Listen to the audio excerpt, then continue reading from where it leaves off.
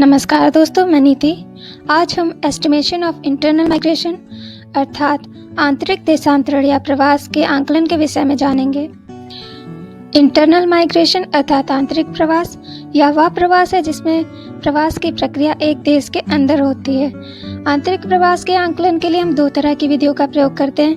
पहला है डायरेक्ट या प्रत्यक्ष विधि, दूसरा है इनडायरेक्ट या अप्रत्यक्ष विधि।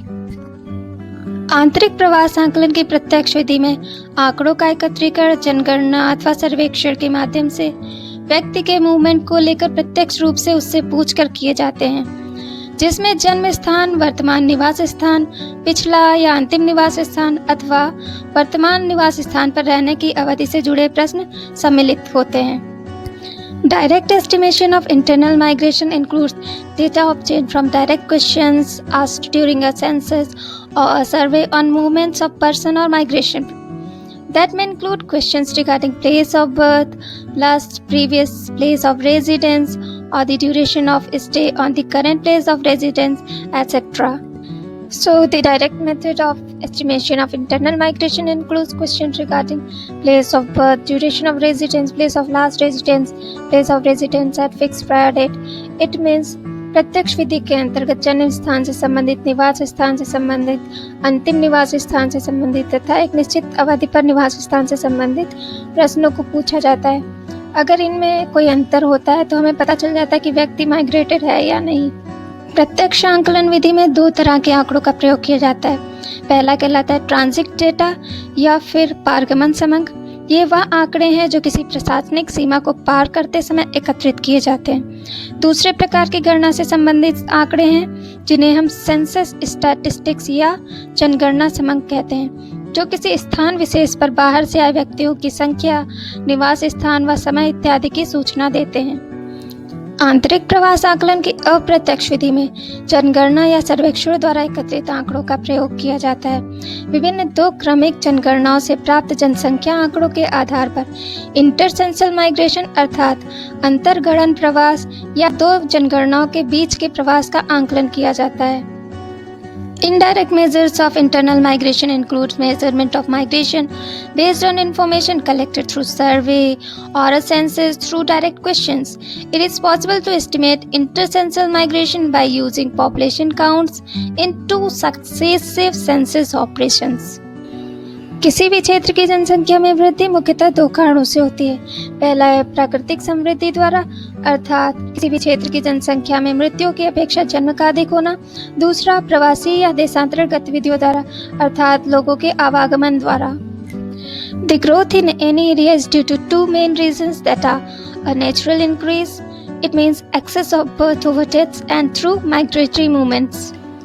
अप्रत्यक्ष विधि द्वारा आंतरिक प्रवास का आंकलन करने में इन्हीं आंकड़ों का प्रयोग किया जाता है। कुछ अप्रत्यक्ष विधियां हैं वाइटल स्टैटिस्टिक्स मेथड या जीवन समंक विधि, दूसरी है प्रोबेबिलिटी ऑफ सर्वाइवल मेथड या उत्तरजीविता संभाव्यता विधि।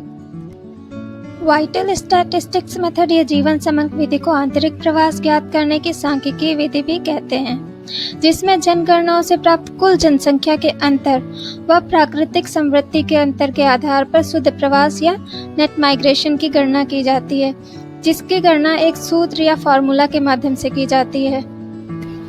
यह सूत्र है m = p1 - p0 - p - d।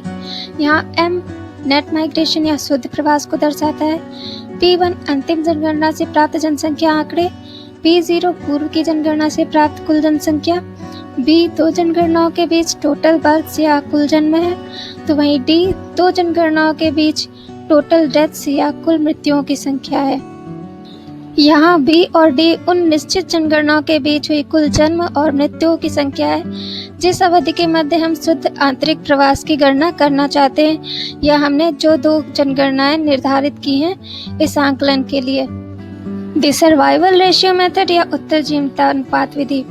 इस विधि में प्रवास की गणना के लिए आयु समूह के अनुसार आयु विशिष्ट जन्म एवं मृत्यु दर के आधार पर उसके वास्तविक जनसंख्या और भविष्य की प्रोजेक्टेड पॉपुलेशन या प्रक्षेपित जनसंख्या का डिफरेंस मालूम कर लिया जाता है, और यह डिफरेंस ही प्रवास की मात्रा या आंतरिक प्रवास की मात्रा कहलाता है। माइग्रेशन रेट या प्रवास दर का अर्थ एक निश्चित समयावधि में प्रति 1000 जनसंख्या पर कुल माइग्रेटेड व्यक्तियों की दर से है, जिसे निकालने के लिए हम निम्नलिखित सूत्र का प्रयोग करते हैं। Small m is equal to total number of migrants upon total number of population into 1000. Here P is equals to mid-year population, capital M is equal to the total number of migrants during given interval and K is equal to 100 or 1000. Small m is equal to migration rate. यहाँ ध्यान देने वाली बात यह है कि K जो कि एक कांस्टेंट नंबर है या नियत संख्या है, उसके लिए अधिकतर 100 या 100 तथा 1000 या 1000 स्टैंडर्ड संख्या का प्रयोग किया जाता है।